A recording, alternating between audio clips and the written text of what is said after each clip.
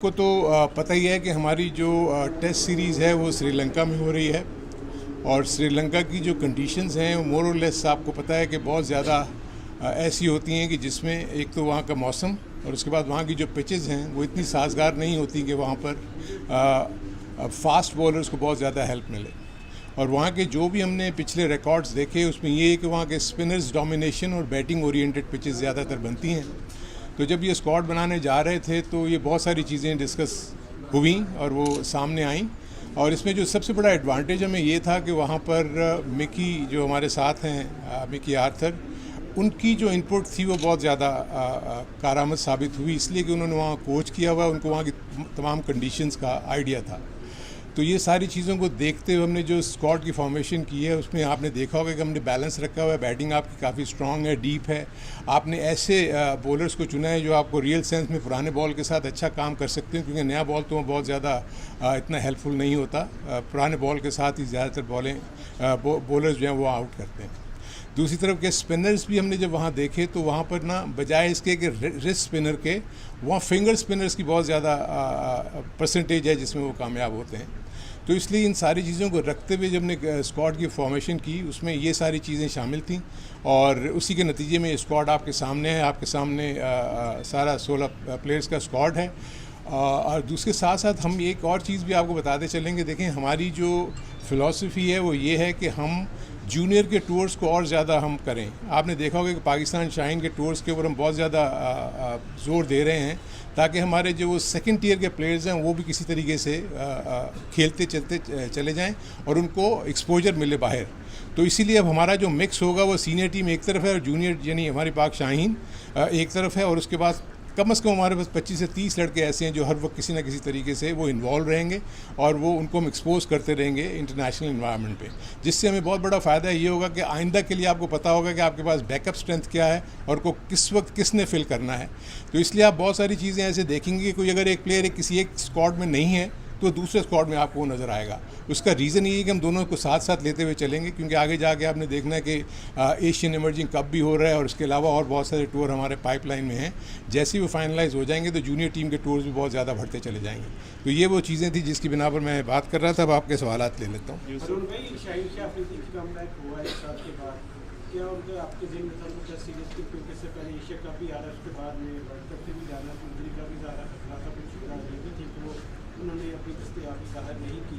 और दूसरा ये कि कामरान गुलाम नज़र था सीरीज़ में शामिल थे, उनको बिना खिलाई आपने बात कर दिया। देखिए, एक तो जो आप में पहले मैं शाहीन शाह अफरीदी की मैं बात कर लूँ। देखें, शाहीन शाह का मसला आप सबको पता है कि वो इंजरी की वजह से बाहर थे और हमारी जो मेडिकल टीम है और जो जिस किस्म की उन्होंने अपनी ख्वाहिश का इज़हार किया है कि वो लॉन्गर वर्जन की क्रिकेट भी खेलना चाहते हैं और जो हम उनका वर्कलोड की मैनेजमेंट की लोग बहुत ज़्यादा बातें कर रहे हैं।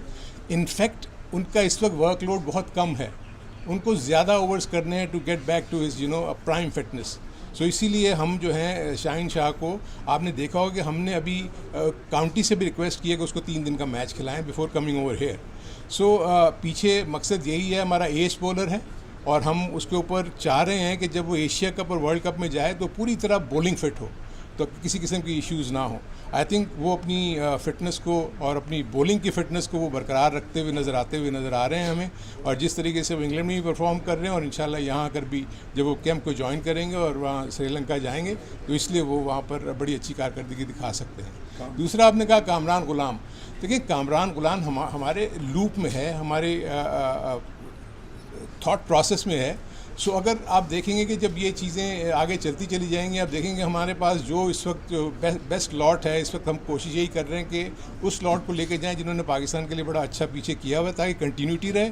और उसके साथ साथ जो भी नए प्लेयर्स अगर अंदर आएंगे तो उनको भी हम साथ लेकर रखेंगे, क्योंकि स्लॉट हमारे पास ओपनर्स हैं। उसके बाद मिडिल ऑर्डर बैटिंग हमारी अच्छी खासी इस वक्त सेटल्ड है।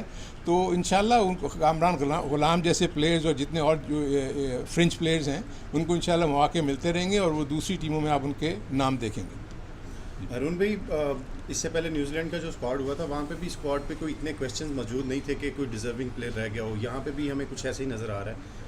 लेकिन सिलेक्शन कमेटी को लेके है कि एक सीरीज़ के बाद ही सिलेक्शन कमेटी जो है वो तब्दील कर दी गई है, और अभी जो सिलेक्शन कमेटी है उसमें हम देखें ज़्यादातर लोग डुअल रोल में हैं, वो टीम के साथ भी अटैच्ड हैं, या अगर कोई जो है वो टीम डायरेक्टर के रोल में है तो वो भी सिलेक्शन कमेटी में है। आप अकेले ऐसे एक चीफ़ हैं एज अ चीफ सेलेक्टर जो वहाँ पर मौजूद हैं, तो इसको आप किस तरह से देख रहे हैं? आई थिंक इसमें भी अगर आप थोड़ी फ़िलासफ़ी को देखेंगे तो आपको हमेशा से पता है कि जब भी कभी पाकिस्तान की टीम की सिलेक्शन होती थी तो हमेशा से एक डिस्कॉर्ड था कि कहते थे कि जी सिलेक्शन कमेटी और टीम मैनेजमेंट एक पेज पे नहीं है, सिलेक्शन कमेटी और कैप्टन एक पेज पे नहीं है। तो इस सारी चीज़ों को दूर करने के लिए आई थिंक ये इस चीज़ को अपनाया गया है कि क्यों नहीं, हम जिन्होंने टीम को चलाना है, आप जब पाकिस्तान की टीम बनाते हैं तो बेसिकली आप 15 से 20 प्लेयर्स के गिर्द ही घूमते हैं, और उन्हीं में से आपने 16 प्लेयर्स को सिलेक्ट करना होता है, और जो लोग टीम के साथ होते हैं उनको बहुत ज़्यादा बेहतर तरीके से पता लग रहा होता है कि इसमें से कौन से ऐसे प्लेयर्स हैं जिन्होंने आगे जाना है और कौन से ऐसे प्लेयर्स हैं जिनको हम अभी थोड़ा सा बिठा के दूसरे प्लेयर्स को मौका दें। तो इस वजह से ये जो मिक्स है ना, ये आपको पता लगेगा कि आइंदा चल के आप इसको बेनिफिट्स नज़र आएंगे। ऑलरेडी आपने देखा है कि जब से हम ये सिलेक्शन कमेटी आई है, आपने पहले कभी नहीं देखा था कि पाकिस्तान में रोटेशन का प्रोसेस था। अब हम हर प्लेयर को उसके मुताबिक इस्तेमाल कर रहे हैं, रिक्वायरमेंट के मुताबिक इस्तेमाल कर रहे हैं, उसकी फ़िज़िकल फिटनेस की कंडीशन को देखते हुए इस्तेमाल कर रहे हैं, रेस्ट भी उनको मिल रहा है और वो खेल भी रहे हैं। तो आई थिंक इस वजह से मैं समझता हूँ कि ये बड़ा अच्छा मिक्स है। अरुण भाई, आपने कहा रोटेशन पॉलिसी के तहत ये प्लेयर सेलेक्ट किए जा रहे हैं, जो यहाँ नहीं होंगे वो किसी और फॉर्मेट में आ जाएंगे। मोहम्मद वसीम को चीफ सिलेक्शन कमेटी से फारिग करके आपको और इस सेटअप को लाने का मकसद ये था कि हम ऑस्ट्रेलिया से होम सीरीज़ हारे, हम इंग्लैंड से हारे और हम न्यूजीलैंड से भी नहीं जीत सके थे।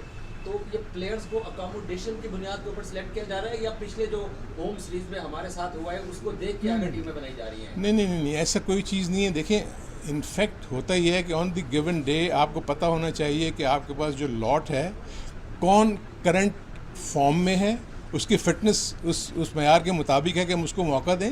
कई ऐसे प्लेयर्स भी होते हैं कि जो अगर फॉर इंस्टेंस अगर किसी सीरीज़ में खेले हैं, वो कामयाब नहीं हुए या कामयाब हुए हैं, पता लगा उनके फिटनेस लेवल्स गिर गए हैं। सो ये वो सारी चीज़ें जब हम उसको इवेल्युएट करते हैं, उसके बाद जाके हम स्क्वाड की फॉर्मेशन करते हैं। रोटेशन पॉलिसी जो 8 टेस्ट मैचेस का डिबैकल है उसको नजर रखा गया, या रोटेशन नहीं, देखिए वो डेफिनेटली पुरानी चीज़ों के जो रिजल्ट्स हैं वो तो आप सामने रखेंगे ना। जो आप रोटेशन पॉलिसी की बात करें कि रोटेशन पॉलिसी है क्या, कि आपने प्लेयर्स के वर्कलोड को देखते हुए किसी प्लेयर को बेंच पे बिठाना है और किसी को लेकर आना है। उसको इस वजह से आप नहीं बाहर बिठाते कि वो आउट ऑफ फॉर्म है या ऐसे है। सो इसलिए रोटेशन पॉलिसी को समझने की ज़रूरत यह है कि वो इसलिए लाते हैं कि प्लेयर का जो वर्कलोड है उसको मैनेज किया जाए, जहाँ उसको ज़रूरत है रेस्ट करने की उसको रेस्ट करवाया जाए, और जहाँ ज़रूरत ना हो हम उसको खिलाएँ, और मुसलसल भी खिलाते रहते हैं। तो ये वो चीज़ें हैं जो जिसका आप सवाल कर रहे हैं।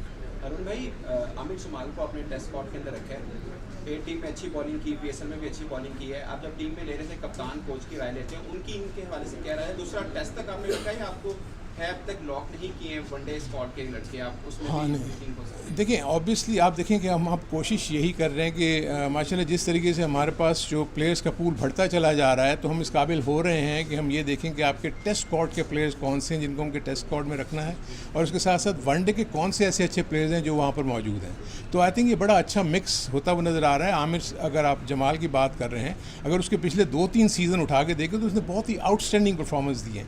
फिर अभी वो पाकिस्तान शाहीन के साथ गए थे, वहाँ उन्होंने आउटस्टैंडिंग परफॉर्मेंस दी है। तो आई फील कि जो करंट फॉर्म में है उसकी फिटनेस भी अच्छी है, तो क्यों ना ऐसे प्लेयर को उस माहौल में लाया जाए जो कि पाकिस्तान की टीम का माहौल है। होता ही है कि हमारा जो निचले लेवल के ऊपर हमारी डोमेस्टिक क्रिकेट और इंटरनेशनल क्रिकेट में ऐसे सबको पता है कि बहुत बड़ा खला है। तो जैसे ये प्लेयर्स जब जाके पाकिस्तान टीम के माहौल में आएंगे तो उनको पता लगेगा कि वहाँ रिक्वायरमेंट क्या है, उनको वहाँ अपने आप को मेंटेन करने की और अपनी परफॉर्मेंसेस दिखाने की। सो आई थिंक ये इस वजह से भी हम बहुत सारे ऐसे यंग प्लेयर्स को साथ हम इसलिए भी लगाते हैं ताकि उनको वहाँ का पता लगे, और उसके बाद जब वहाँ से वो वापस आएँ तो वो उसके मुताबिक फिर अपना काम करें, अपनी फ़िटनेस के ऊपर, अपनी क्रिकेट स्ट्रेंथ्स के ऊपर, अगर वो बैटिंग कर रहे हैं या बॉलिंग कर रहे हैं। सो ये एक पूरे का पूरा एक थॉट प्रोसेस है जिसको लेके हम चल रहे हैं। लास्ट क्वेश्चन जी, अरुण भाई बताइएगा कि अजहर अली